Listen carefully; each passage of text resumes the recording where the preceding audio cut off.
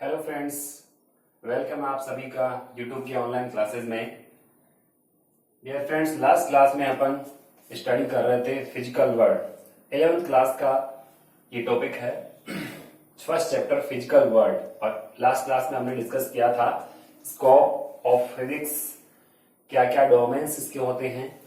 आज अपन को स्टडी करना है फंडामेंटल फोर्सेस के बारे में। तो ये जो चैप्टर है, इसमें से क्वेश्चंस अगर आपके आता है तो इस टॉपिक पे आ सकता है। तो there are 4 fundamental forces. Nature में अपन कहते हैं बहुत टाइप के फोर्सेस होते हैं, ठीक है। जैसे अपन कहते हैं कांटेक्ट फोर्स है और एक होता है नॉन कांटेक्ट। कांटेक्ट जिसको अपन कहते हैं कि हम एक, अगर मान लो आपको किसी चेयर को एक जगह से दूसरी जगह डिस्प्लेस करना है तो आपको उसको कांटेक्ट में लाके ही, ठीक है, वो फोर्स आप अप्लाई करोगे, ठीक है। तो आपके मसल्स कुछ फोर्स अप्लाई करेंगे तो अपन कह सकते हैं कि वो कांटेक्ट फोर्स है, ठीक है। दूसरा एक फोर्स होता है जिसे अपन कहते हैं नॉन कांटेक्ट, ठीक है, जो कांटेक्ट में आए बिना ही फोर्स क्रिएट होता है। जैसे मान लो 2 मैग्नेट है तो दोनों एक दूसरे के कांटेक्ट में आए बिना एक दूसरे पे फोर्स क्रिएट करते हैं, ठीक है। तो देयर आर डिफरेंट टाइप के फोर्सेज है, उनमें से अपन 4 फंडामेंटल फोर्स है वो नेचर में मिलते हैं अपन को। और बाकी जितने भी फोर्स है वो सभी इनका पार्ट्स है, ठीक है। तो 4 फंडामेंटल फोर्सेज में फर्स्ट फोर्स अपन स्टडी कर रहे हैं ग्रेविटेशनल फोर्स। सेकेंड फोर्स अपन स्टडी करेंगे वीक न्यूक्लियर फोर्स। और थर्ड फोर्स है वो इलेक्ट्रोमैग्नेटिक फोर्स। फोर्थ जो फोर्स है वो स्ट्रॉन्ग न्यूक्लियर फोर्स। तो फर्स्ट फोर्स अपन बात करें ग्रेविटेशनल फोर्स, जो आपके 11th क्लास में पूरा एक चैप्टर है ग्रेविटेशन का, वो पूरा इसी के ऊपर बेस है, वहां अपन डिटेल में स्टडी करेंगे। तो ग्रेविटेशनल फोर्स क्या होता है? ये एक अट्रैक्टिव नेचर का एक फोर्स होता है जो यूनिवर्स में कोई भी 2 मास के बीच में अप्लाई होता है। जैसे मान लो ये m1 मास है, ये m2 मास की कोई बॉडी है, दोनों के बीच की कुछ डिस्टेंस है, दोनों के बीच में अट्रैक्टिव नेचर का एक फोर्स लगता है। जैसे अपन डे टू डे लाइफ में देखते हैं, अगर इसको अब मैं मार्कर को यहां से छोड़ता हूं तो मार्कर के पास कुछ मास है और अर्थ के पास कुछ मास है, तो दोनों के बीच में कुछ फोर्स अप्लाई हुआ है, तो ये अर्थ मार्कर को क्या कर रही है? अट्रैक्ट कर रही है। तो ये ग्रेविटेशनल फोर्स बोला जाता है। So it is attractive force acts between any 2 body in the universe। और इसका जो फॉर्मूला है वो न्यूटन ने दिया था, F is equals to capital Z m1 m2 upon r square। Here m1 m2 is mass of 2 bodies, Z is constant, जिसे अपन gravitational constant बोलते हैं। इसकी कुछ वैल्यू होती है Z equals to 6.67 into 10 to the power minus 11, ठीक है। Unit अपन यहां से बना सकते हैं force newton into metre square upon KG square, ठीक है। ये जी की अगर यूनिट बनानी है तो आर स्क्वायर को मैंने इधर ट्रांसफर कर दिया फोर्स, और m1 m2 को मैंने इधर ट्रांसफर कर दिया, ठीक है। तो आप देख सकते हो ये फोर्स इंटू डिस्टेंस का square upon m1 m2 is equal to capital G. Force की यूनिट होती है न्यूटन और जो r है उसकी यूनिट होती है मीटर स्क्वायर। r की यूनिट होती है मीटर और इसका स्क्वायर लगा तो मीटर स्क्वायर हो गया। मास की यूनिट होती है केजी, तो केजी इंटू केजी, तो ये यूनिट अपन बना सकते हैं। वैसे कोई नोट करने की रिक्वायरमेंट नहीं है, आगे अपन इसको डिटेल में स्टडी करेंगे, ओके। तो ये ग्रेविटेशनल फोर्स होता है जो कोई भी 2 मास के बीच में लगे, और ये हमेशा अट्रैक्टिव नेचर का ही फोर्स होता है, रिपल्सिव नेचर नहीं होती। कोई भी 2 बॉडी एक दूसरे को रिपेल नहीं करेगी ड्यू टू ग्रेविटेशन। रीजन क्या है? क्योंकि अपन कहते हैं जो भी बॉडी के पास मास होता है वो हमेशा पॉजिटिव होता है, नेगेटिव मास अभी तक नेचर में एग्जिस्टेंस में नहीं है। तो ये अट्रैक्टिव नेचर का फोर्स है जिसे अपन कहते हैं ग्रेविटेशनल फोर्स। ये डेफिनेशन हुई। सेकेंड फोर्स है वीक न्यूक्लियर फोर्स। ये जो फोर्स होता है, ये बाकी के जितने भी सारे फोर्सेज हैं, ये तीनों के तीनों ये आप क्लास 12th में स्टडी करोगे। तो वीक न्यूक्लियर फोर्स क्या होते हैं? अपन ये कहते हैं एटम किससे मिलकर बना है? न्यूक्लियस। न्यूक्लियस में क्या होते हैं? प्रोटॉन एंड न्यूट्रॉन, और उसके अराउंड अपन बोलते हैं इलेक्ट्रॉन रिवॉल्व करते रहते हैं। तो न्यूक्लियस में कुछ प्रोसेस होते हैं, आगे आप स्टडी करोगे। 3 टाइप्स के कुछ प्रोसेस है, एक को अल्फा डीके, दूसरे बीटा डीके और तीसरा होता है गामा डीके। तो बीटा डीके की जब ये प्रोसेस होती है उस टाइम पे कुछ पार्टिकल न्यूक्लियस से निकलते हैं, ठीक है। जैसे इलेक्ट्रॉन है, न्यूट्रिनो है, कुछ पार्टिकल्स निकलते हैं। अब आप कहोगे इलेक्ट्रॉन तो न्यूक्लियस में नहीं होते, जैसे मान लो ये हम एटम मान ले और ये न्यूक्लियस है, इलेक्ट्रॉन रिवॉल्व कर रहे हैं।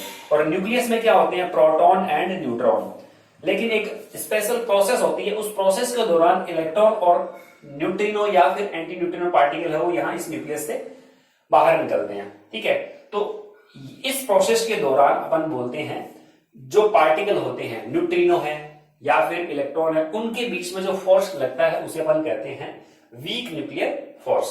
ठीक है, इसको आप क्लास 12 में डिटेल में अपन बता देंगे। ठीक है, तो this force appears only in certain nuclear process such as beta decay in radioactivity. Radioactivity का आपने नाम सुना होगा कि कुछ ऐसे पार्टिकल होते हैं जो लगातार रेडियो एक्टिव पार्टिकल क्या करते हैं, इमिट करते रहते हैं। कुछ ऐसे आइसोटोप्स होते हैं, या अपन कह सकते हैं जैसे आपने रेडियम का नाम सुना होगा, रेडियम तो एक रेडियो आइसोटोप है जिससे लगातार रेडिएशन वगैरह निकलते रहते हैं। जैसे आपने सुना होगा जापान के दो शहर थे, हिरोशिमा और नागासाकी। ठीक है, जब सेकेंड वर्ल्ड वॉर हुआ था उस टाइम पे अमेरिका ने इनके ऊपर 2 न्यूक्लियर बॉम्ब, एटॉमिक बॉम्ब जिसको अपन कहें, 2 एटम बम गिराए थे। तो जैसे ही वो बॉम्ब नीचे आए थे, नीचे गिरे तो बहुत ज्यादा अपन कहते हैं वहां पर रेडिएशन फैल गया, क्योंकि कुछ वो यूरेनियम के बने थे। ठीक है, तो अपन बोलेंगे तो ये जो बैटमैन और लिटिल बॉय नाम के 2 बॉम्ब थे उनको गिराया गया था, तो वो यूरेनियम से मिलकर बने हैं। यूरेनियम जब एक्सप्लोर हो रहा है तो कुछ रेडियो एक्टिव आइसोटॉप्स निकलते हैं और कुछ अपन कहते हैं रेडिएशन फैलता है। तो उस टाइम पे अपन ये कहते हैं उन पार्टिकल के बीच में लगने वाले फोर्सेस की अपन बात करते हैं, जैसे स्ट्रॉन्ग न्यूक्लियर फोर्स भी उसी टाइप का है। ठीक है, तो ये कहां लगता है, कुछ प्रोसेस होती है न्यूक्लियस के अंदर, उस टाइम पे इलेक्ट्रॉन्स या न्यूट्रिनो पार्टिकल, बहुत स्मॉल पार्टिकल होते हैं, उनके बीच में लगता है। थर्ड फोर्स है electromagnetic force. This force act between charge particles. तो ये चार्ज पार्टिकल के बीच में ही अप्लाई होता है। अगर अपन देखते हैं, अपन मान लो ये स्केल है और इस स्केल को अपन बालों के साथ रब करवाएं और कागज के छोटे छोटे पीसेस को अपन अट्रैक्ट कराते हैं, तो अपन देखते हैं ये जो फोर्स होता है ये एक तरह से इलेक्ट्रोमैग्नेटिक फोर्स, ये यानी अपन कहते हैं कि ये हमारी, हम किसी भी मेथड से किसी बॉडी को चार्ज कर सकते हैं, जैसे रब करके कर सकते हैं अपन। ठीक है, या फिर कंडक्शन मेथड से अपन इसको चार्ज कर सकते हैं।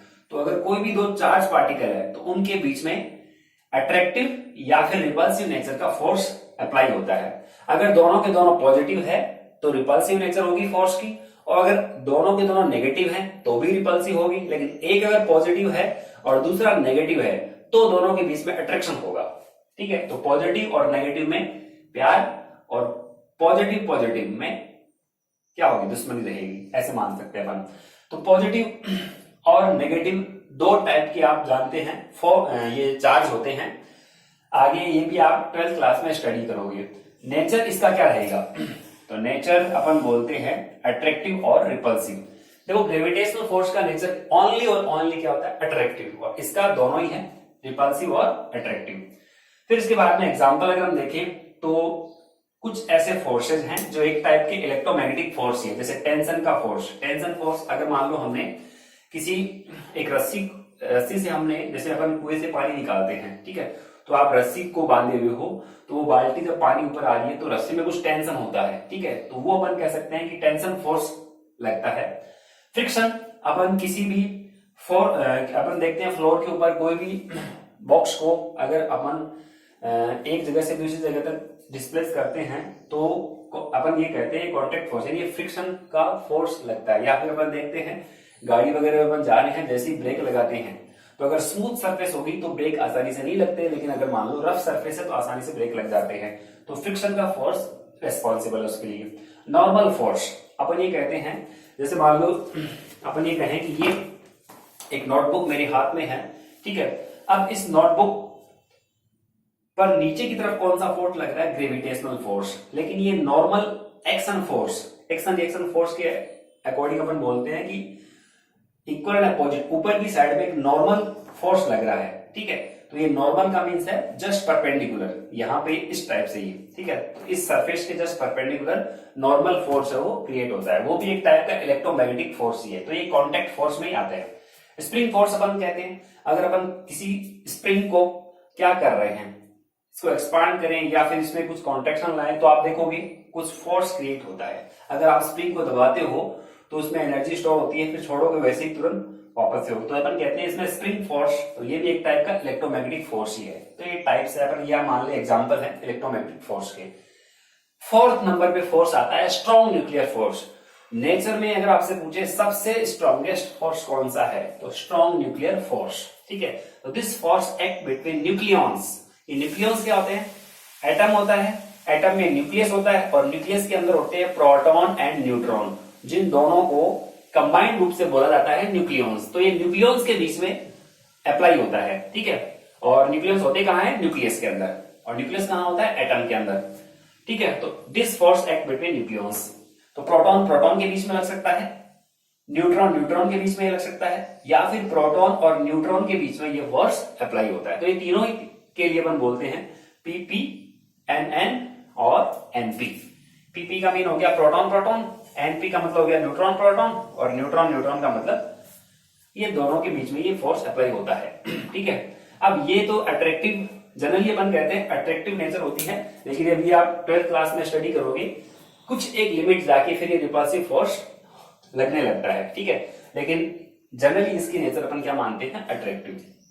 तो ये चार्ज पे डिपेंड नहीं करता, देखो यहाँ पे दो, ये चार्ज न्यूट्रॉन जो होता है वो चार्ज पार्टिकल नहीं है, लेकिन फिर भी न्यूट्रॉन न्यूट्रॉन के बीच में सिमिलरली वैसे ही लगता है जैसे प्रोटॉन प्रोटॉन के बीच में लगता है।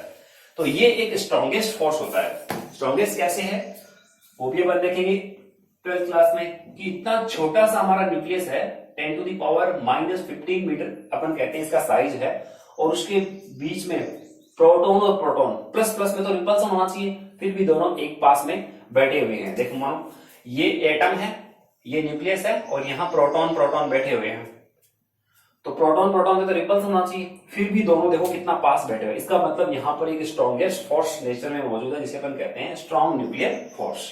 तो ये तो इन सब की हमने डेफिनेशन बता दी। फिर नेक्स्ट आता है इनकी रेंज क्या है। तो ग्रेविटेशनल फोर्स की जो रेंज होती है वो इनफाइनाइट डिस्टेंस तक। आप देखते हो यहाँ अर्थ है, अर्थ रिवॉल्व कर रही है सन के अराउंड, तो अगर अर्थ सर्कुलर पाथ पे मूव कर रही है तो अपन ये कहते हैं इसके लिए रिस्पॉन्सिबल है ग्रेविटेशनल फोर्स, ठीक है। ये इसको एक सर्कुलर पाथ प्रोवाइड करवाता है, ठीक है। तो अपन कहते हैं अर्थ और सन के बीच की डिस्टेंस बहुत ज्यादा है, करोड़ों किलोमीटर है, तो अपन ये कहेंगे, आप ये कह सकते हो कि इनफाइनाइट डिस्टेंस तक है वो अप्लाई होता है। इनफाइनाइट का मीन होगा कि उनके साइज के कंपैरिजन में वो डिस्टेंस बहुत ज्यादा रहेगी, तो अपन इसको इनफाइनाइट डिस्टेंस मान सकते हैं। फिर रेंज बात करते हैं वीक न्यूक्लियर फोर्स की, तो ये बहुत शॉर्ट, यानी अपन कहते हैं न्यूक्लियस से कुछ पार्टिकल निकलते हैं, इलेक्ट्रॉन्स और न्यूट्रिनो या एंटी न्यूट्रिनो, उन पार्टिकल्स के बीच में अगर लग रहा है तो ये बहुत ही स्मॉल हो गया, 10⁻⁻16 से -18 मीटर तक ये फोर्स है वो अप्लाई होता है, ठीक है। तो ये भी बहुत शॉर्ट रेंज का है, ये तो इनफाइनाइट रेंज होगी इसकी, इनफाइनाइट तक ये लगेगा, ठीक है। और ये बहुत शॉर्ट रेंज, ये भी इनफाइनाइट। अगर कोई दो चार्ज पार्टिकल है तो अपन कहें इनफाइनाइट डिस्टेंस, अगर उन चार्ज पार्टिकल के बीच की डिस्टेंस उनके साइज के कंपैरिजन बहुत ज्यादा है तो अपन इस डिस्टेंस को इनफाइनाइट मान सकते हैं। इनफाइनाइट डिस्टेंस तक ये इलेक्ट्रोमैग्नेटिक फोर्स अप्लाई होता है। इसकी रेंज अगर हम बात करें तो इसकी भी रेंज बहुत स्मॉल है, approximate order of 10⁻⁻15 metre. Nucleus का जो साइज होता है उस रेंज को अपन ने यहाँ पे लिखा है, ठीक है। तो अगर आप देखो तो सबसे कम रेंज किसकी है, आप देख सकते हो वीक न्यूक्लियर फोर्स की रेंज है वो कम है, या ऑलमोस्ट इन दोनों की इक्वलेंट है। अगर हम ऑर्डर देखें तो 10⁻⁻16 और ये -15, तो ये लगभग सबसे कम रेंज का न्यूक्लियर फोर्स है। सबसे ज्यादा रेंज किसकी है, तो ये इनफाइनाइट डिस्टेंस ग्रेविटेशनल फोर्स या फिर इलेक्ट्रोमैग्नेटिक फोर्स। तो अपन जनरली इसको ही देखते हैं, ये ग्रेविटेशनल फोर्स है वो इनफाइनाइट डिस्टेंस तक वो अप्लाई होता है, ठीक है। इसको क्योंकि हमें देखने में भी आता है कि ये कितनी दूरी तक है वो लग रहा है, इसको अपन डे टू डे लाइफ में हमारे नहीं मिलता, अपन इसको देखने में नहीं आता, और ये अपन को देखने में आ रहा है कि कहाँ अर्थ है और कहाँ सन है, फिर भी दोनों के बीच में ग्रेविटेशनल फोर्स है वो अप्लाई हो रहा है, तभी वो रिवॉल्यूशन है वो सर्कुलर पाथ पे चल रहा है। अगला जो अपन इनमें अंतर रख रहे हैं वो है रिलेटिव स्ट्रेंथ को लेकर। रिलेटिव स्ट्रेंथ की बात कर रहे हैं अपन, तो सबसे ज्यादा जो स्ट्रॉन्गेस्ट फोर्स है वो स्ट्रॉन्ग न्यूक्लियर फोर्स होता है, और आपको देखने में आ रहा है यहाँ 10⁻39 टाइम्स है, किसके कंपैरिजन का, ग्रेविटेशनल फोर्स के कंपैरिजन में। अगर मैं ग्रेविटेशनल फोर्स की स्ट्रेंथ 1 मानूं तो स्ट्रॉन्ग न्यूक्लियर फोर्स की जो स्ट्रेंथ आएगी वो कितनी आएगी, 10⁻39। कहने का मीन हो गया ग्रेविटेशनल फोर्स के कंपैरिजन में स्ट्रॉन्ग न्यूक्लियर फोर्स 10⁻39 टाइम्स ज्यादा स्ट्रॉन्ग है, ठीक है। सेकेंड नंबर, अगर इन दोनों का कंपेरिजन देखो तो weak nuclear force gravitational force के कंपैरिजन में 10 टू द पावर 26 टाइम्स ज्यादा स्ट्रॉन्ग है। ओके, नाम तो इसका वीक है लेकिन ग्रेविटेशनल फोर्स से भी ये क्या है, स्ट्रॉन्ग है। ठीक है, आप नाम पे मत जाइए, इन दोनों में से स्ट्रॉन्ग कौन है, तो वीक न्यूक्लियर फोर्स है। वीक न्यूक्लियर फोर्स और इलेक्ट्रोमैग्नेटिक में स्ट्रॉन्ग कौन है, तो आप देख सकते हो 10 टू द पावर 26 टाइम्स है इसका, और ये 10 टू द पावर 37 टाइम्स है किसका, ग्रेविटेशनल फोर्स का। तो इलेक्ट्रोमैग्नेटिक फोर्स है वो बहुत स्ट्रॉन्ग फोर्स होता है। ठीक है, और इससे भी 100 गुना ज्यादा पावरफुल कौन सा होता है, स्ट्रॉन्ग न्यूक्लियर फोर्स। तो यहाँ 37 आ रहा है, फिर आगे जाके 39 हो गया। तो ये एक रिलेटिव स्ट्रेंथ का अपन यहाँ पे एक ऑर्डर मैंने लिखा है।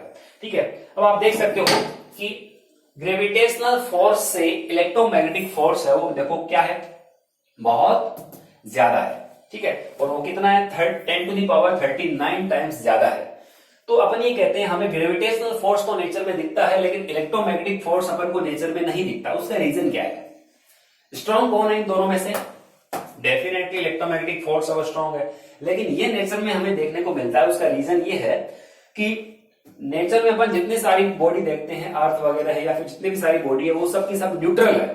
और ये कब लगता है इलेक्ट्रोमैग्नेटिक फोर्स, चार्ज पार्टिकल के बीच में लगता है।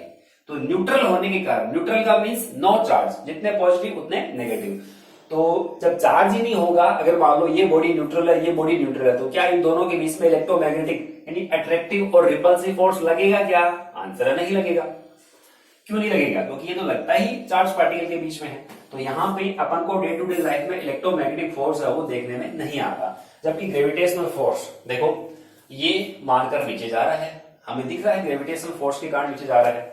अब आप इन दोनों को कंपेरिजन कर सकते हो। ठीक है, जैसे मान लो ये है मेरे हाथ में डस्टर, ठीक है, इस पे ग्रेविटेशनल फोर्स किधर लग रहा है, नीचे की तरफ। ठीक है, मेरे हाथ और यहाँ पे इस डस्टर के बीच में एक कांटेक्ट फोर्स है, जो अपन कह रहे हैं कौन सा फोर्स है, वो इलेक्ट्रोमैग्नेटिक फोर्स है। अब इसकी वैल्यू अपन कह रहे हैं ज्यादा है, लेकिन फिर भी आप देख रहे हो कि आपको ग्रेविटी वाला फोर्स ही दिख रहा है। अगर मान लो अपन ये कहें, ये अगर नेचर में दिखना स्टार्ट हो जाए तो इस अकेले हल्के से इस डस्टर के कारण हमारा हाथ है वो पूरा का पूरा टूट जाएगा, क्योंकि ये तो 10 टू द पावर 37 टाइम्स ज्यादा है, तो ये बहुत ज्यादा फोर्स लगाएगा। तो अपन कह रहे हैं ये इसको बैलेंस किए हुए है। ठीक है, जितना फोर्स नीचे की ओर लगा रहा है उसको बैलेंस किए हुए है नॉर्मल रिएक्शन फोर्स। इसीलिए अपन कहते हैं कि अच्छी बात है, हमें इतना फोर्स है वो नेचर में नहीं मिलता, क्योंकि पॉजिटिव और नेगेटिव यानी पूरा का पूरा बॉडी, जितनी सारी बॉडी अपन देखते हैं वो सब की सब जनरली अपन को न्यूट्रल ही दिखती है। जैसे अर्थ है, जितना इसके पास पॉजिटिव चार्ज है उतना ही क्या है, नेगेटिव है। ठीक है, लेकिन अगर आपको इसको देखना है तो अपन देख सकते हैं इजीली। कैसे देखते हैं कि मान लो कोई स्केल को अपन रब करें बालों के साथ और फिर कागज के छोटे छोटे पीसेस को अपन क्या करा सकते हैं, अट्रैक्ट कर सकते हैं। आप देखोगे कागज के छोटे छोटे पीस है वो इस स्केल के चिपक जाएंगे। अब चिपक जाएंगे, ग्रेविटी नहीं लग रही उन पे, ग्रेविटी लग रही है। ग्रेविटी देखो नीचे की ओर ग्रेविटी लग रही है, लेकिन फिर भी ग्रेविटी से भी ज्यादा स्ट्रॉन्ग फोर्स कौन सा है, इलेक्ट्रोमैग्नेटिक फोर्स है, ताकि वो इसको चिपकाए हुए है और ग्रेविटी बेचारी देखती रह जाती है। ठीक है, क्योंकि 10 टू द पावर 37 टाइम्स ज्यादा स्ट्रॉन्ग है, इसलिए अपन कहेंगे ये ग्रेविटी से भी ज्यादा है, तो वो इसके चिपके रहते हैं। तो ये अपन कह सकते हैं इलेक्ट्रोमैग्नेटिक फोर्स। तो फर्स्ट पॉइंट हुआ इनकी डेफिनेशन का, सेकंड पॉइंट हुआ इनकी रेंज क्या क्या होती है। ठीक है, थर्ड पॉइंट अपन लेते हैं रिलेटिव स्ट्रेंथ। क्या है रिलेटिव स्ट्रेंथ, ये हमने थर्ड पॉइंट ले लिया। अगर इसकी 1 माने तो इसकी 10 टू द पावर 26 टाइम्स ज्यादा, इसकी 10 टू द पावर 37 और इसकी 10 to the power 39।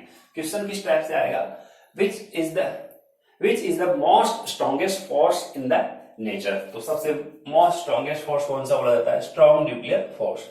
Which is weakest force in nature, तो सबसे ज्यादा वीकेस्ट फोर्स कौन सा है, ग्रेविटेशनल फोर्स। तो ये क्वेश्चन आपको स्पेशली ध्यान में रखना है। सबसे ज्यादा रेंज किसकी होती है, ग्रेविटेशनल फोर्स की और इलेक्ट्रोमैग्नेटिक की। सबसे कम रेंज किसकी है, वीक न्यूक्लियर फोर्स की।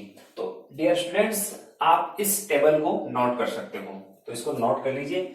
आप यहाँ पे कॉलम बना दोगे 4 और चारों फोर्सेस को लिखते हुए पॉइंट वाइज इनको नोट करोगे। फर्स्ट पॉइंट ये हो गया, फिर सेकंड, फिर थर्ड। ये रिलेटिव स्ट्रेंथ के लिए ये पॉइंट हो गया, तो आप इसको नोट कर सकते हो। और ये सेकंड पॉइंट है आपका, नोट कर लीजिए आप।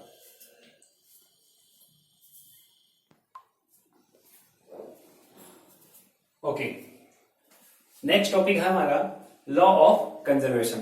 4 फंडामेंटल फोर्सेस के बाद में अगला टॉपिक अपन स्टडी करते हैं लॉ ऑफ कंजर्वेशन। तो लॉ ऑफ कंजर्वेशन का मीन क्या है?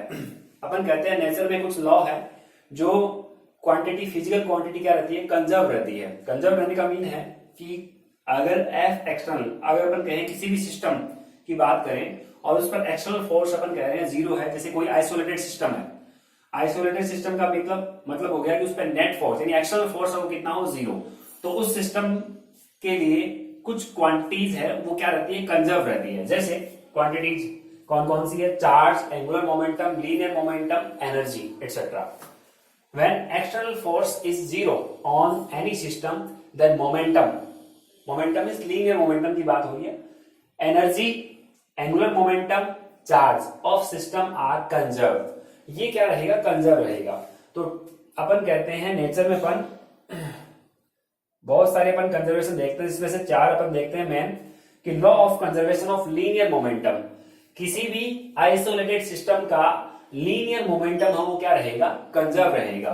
जैसे अपन कहते हैं रॉकेट लॉन्चिंग जब होती है, ठीक है, तो रॉकेट लॉन्चिंग का जो फिनोमेना है वो कौन से प्रिंसिपल के ऊपर बेस है? Law of conservation of linear momentum. उस रॉकेट का लीनियर मोमेंटम है वो क्या रहता है, कंजर्व रहता है। किसी भी पर्टिकुलर टाइम की अपन बात करें तो जो लीनियर मोमेंटम अब है बाद में रहेगा, तो अपन कहते हैं लीनियर मोमेंटम हो क्या रहेगा, सिस्टम का लीनियर मोमेंटम क्या रहेगा, कंजर्व रहेगा। तो ये law of conservation of linear momentum बोला जाता है। इसको भी आप 11th क्लास में स्टडी करोगे डिटेल में, ठीक है। तो फिलहाल आपको एक बार जनरली व्यू दिया जा रहा है कि क्या क्या अपन स्टडी करने वाले हैं। फिर सेकंड है law of conservation of energy. अपन देखते हैं कि एनर्जी का भी अपन कहते हैं एनर्जी को नहीं तो आप क्रिएट कर सकते हो, नहीं या डिस्ट्रॉय कर सकते हो। Only energy can upon transfer कर सकते हैं क्या, एक अपन एनर्जी को एक फॉर्म से दूसरे फॉर्म में ट्रांसफर कर सकते हैं। जैसे अपन देखते हैं सोलर प्लेट लगी हुई है, तो सोलर प्लेट पे लाइट इंसिडेंट होती है, यानी सोलर एनर्जी है वो क्या हो रही है, इंसिडेंट हो रही है। वो सोलर एनर्जी किस में कन्वर्ट हो रही है, इलेक्ट्रिकल एनर्जी में। तो सोलर एनर्जी कन्वर्ट होगी इलेक्ट्रिकल एनर्जी में। अब अपन चाहें तो इलेक्ट्रिकल एनर्जी को कन्वर्ट कर सकते हैं लाइट एनर्जी के फॉर्म में। अपन ने क्या किया, सोलर प्लेट को चार्ज कर लिया, ठीक है, अब वो इलेक्ट्रिकल एनर्जी के फॉर्म में स्टोर हो गई। अब अपन रात को चाहते हैं कि हमारा जो एलईडी है वो जले, तो एलईडी को अपन जलाने के लिए, एलईडी को ऑन करने के लिए जैसे ही आप स्विच ऑन करोगे तो वो स्टोर इलेक्ट्रिकल एनर्जी कन्वर्ट हो जाएगी, इसमें लाइट एनर्जी के फॉर्म में कन्वर्ट हो जाएगी वो। तो एनर्जी क्या हो रही है, एक फॉर्म से दूसरी फॉर्म में ट्रांसफर हो रही है। और एनर्जी को अपन कह सकते हैं कि energy can neither be created nor be destroyed, it only can transfer from one energy to second energy. अपन एक फॉर्म से one form to another form में अपन क्या कर सकते हैं, इसको ट्रांसफॉर्म कर सकते हैं। थर्ड है law of conservation of angular momentum. System का एंगुलर मोमेंटम भी क्या रहेगा, कंजर्व रहेगा। तो ये रोटेशन वाले चैप्टर में अपन डिटेल में स्टडी करेंगे कि जैसे आपने देखा होगा जो बैले डांसर होते हैं या डांसर जो होते हैं वो अगर डांस करते हैं तो क्या है, रोटेट करते हैं, ठीक है। वो अपनी, आपने देखा होगा एक पांव के ऊपर वो रोटेट करने लग जाते हैं, तो वो अपना एंगुलर मोमेंटम को कंजर्वेशन ऑफ एंगुलर मोमेंटम को फॉलो करते हैं। वहां अपन देखते हैं उसका एंगुलर मोमेंटम इंक्रीज होने से नंबर ऑफ रोटेशन है वो इंक्रीज होता है। ऐसे ही आपने देखा होगा जो डाइवर होते हैं वो क्या करते हैं, लंबी छलांग लगा के और फिर 1 2 3 4 रोटेशन लगा के और फिर पानी में ऐसे कूद जाते हैं, तो वो एंगुलर मोमेंटम को इंक्रीज करते हैं। तो वो भी सारा कॉन्सेप्ट आप जो आपका रोटेशन वाला चैप्टर है रोटेशनल मोशन, उसमें अपन स्टडी करेंगे। तो ये 11th ये तीनों के तीनों 11th क्लास में अपन स्टडी करेंगे। ये जो है law of conservation of charge, इसको अपन 12th क्लास में स्टडी करेंगे। जो ये बता रहा है कि किसी भी सिस्टम का चार्ज है, टोटल चार्ज है वो क्या रहता है, कंजर्व रहता है। जैसे एनर्जी को अपन क्रिएट कर सकते हैं, डिस्ट्रॉय कर सकते हैं, वैसे ये है कि चार्ज को न तो अपन क्रिएट कर सकते हैं, न ही डिस्ट्रॉय कर सकते हैं। It can only transfer from one body to another body. जैसे अपन कहे कि अपन ने क्या किया, अपन ने स्केल से बालों के साथ इसको रब किया, ठीक है, तो हमारे इलेक्ट्रॉन है वो बालों से इलेक्ट्रॉन निकल के कहां आ गए, स्केल पे आ गए। तो जितने इलेक्ट्रॉन यहां से यहां आए हैं तो अपन कह रहे हैं इलेक्ट्रॉन कहीं गए नहीं है, नए क्रिएट नहीं हुए, केवल वो ट्रांसफर हुए एक बॉडी से दूसरी बॉडी में। तो न तो इलेक्ट्रॉन क्या हुए, नष्ट हुए, और न ही इलेक्ट्रॉन क्या क्रिएट हुए, न तो बने हैं न नष्ट हुए। तो ये क्या है, कंजर्वेशन ऑफ ये चार थिंग अपन देख रहे हैं, conservation of linear momentum, conservation of energy and angular momentum और चार्ज। बस, तो ये आपका टॉपिक है वो यहाँ फिनिश हो जाता है। लास्ट में छोटा सा एक और दे रखा है, यूनिफिकेशन ऑफ फोर्सेज। नेचर में जितने सारे फोर्सेज हैं उनको यूनिफाई अपन करें, इसके पीछे साइंटिस्ट है वो सोचते रहते हैं। जैसे न्यूटन ने ढेर सारे ऐसे फिनोमिना हैं, एस्ट्रोनॉमिकल फिनोमिना को देखा, फिर उन सभी फिनोमिना को देखते हुए उन्होंने केवल एक ग्रेविटेशनल लॉ से सबको एक्सप्लेन कर दिया कि कैसे है वो कोई बॉडी नीचे की ओर आती है, कैसे अर्थ रिवॉल्व करती है, प्लेनेट रिवॉल्व करते हैं सन के अराउंड। तो इन सभी को उसने यूनिफाई करके ओनली एक रूल दिया या एक लॉ दिया, ग्रेविटेशनल लॉ, ठीक है। उसके बेसिस पे इसने क्या कर दिया, इसको एक्सप्लेन कर दिया। तो ये यूनिफिकेशन कहलाता है। सिमिलरली ऐसे ही फेराडे और ऑरस्टेड जो साइंटिस्ट हैं वो इलेक्ट्रिक और मैग्नेटिक, इनके बीच में क्या रिलेशन है, इनको क्या कर रहे हैं, वो यूनिफाई कर रहे हैं। इलेक्ट्रिक फील्ड और मैग्नेटिक फील्ड, इनके बिहेवियर को यूनिफाई किया गया। ऐसे ही आइंस्टाइन भी मरते दम तक यही सोचते रहते थे कि ग्रेविटेशनल फील्ड और जो इलेक्ट्रोमैग्नेटिक फील्ड है उसका एक दूसरे के साथ कुछ इंटर रिलेशन है, और वो अपने पूरे जीवन भर इसी को सोचते रहे और हम पे इसमें सफल नहीं हो पाए, लेकिन उन्होंने बहुत सारा इसके ऊपर काम किया है। तो ये यूनिफिकेशन ऑफ फोर्सेज होती है। ऐसे ही वीक फोर्सेज के लिए अबुल कलाम, इसका नाम है साइंटिस्ट का अब्दुल सलाम, ठीक है। ये पाकिस्तान का साइंटिस्ट है अब्दुल सलाम, जिन्होंने भी क्या किया है, वीक न्यूक्लियर फोर्सेस के यूनिफिकेशन पे बहुत सारा वर्क किया है। तो ये साइंस में अपन कहते हैं साइंटिफिक मेथड के जरिए है वो स्टडी चलती रहती है। तो आज ये आपका टॉपिक है वो फिनिश हो जाता है। फर्स्ट चैप्टर आपका कंप्लीट हो गया फिजिकल वर्ल्ड। अब सेकंड चैप्टर में स्टार्ट करेंगे यूनिट्स एंड मेजरमेंट। तो फर्स्ट चैप्टर की अगर हम बात करें तो इसके 4 वीडियो हमने आपको अपलोड कर दिए हैं, तो इनको आप 1 2 3 4 सीक्वेंस से आप देख सकते हो और इनको आप होमवर्क अपनी नोटबुक में नोट कर सकते हो, ठीक है। फिर इसके बाद में अपन सेकंड चैप्टर को स्टार्ट करेंगे। तो ये जो चैप्टर है इसमें इंपॉर्टेंट अगर क्वेश्चन अगर देखें तो वो फंडामेंटल फोर्सेस पे आ सकता है, ठीक है। तो उसको आप थोड़ा सा स्पेशली ध्यानपूर्वक देखेंगे। Okay student, thank you, keep smiling.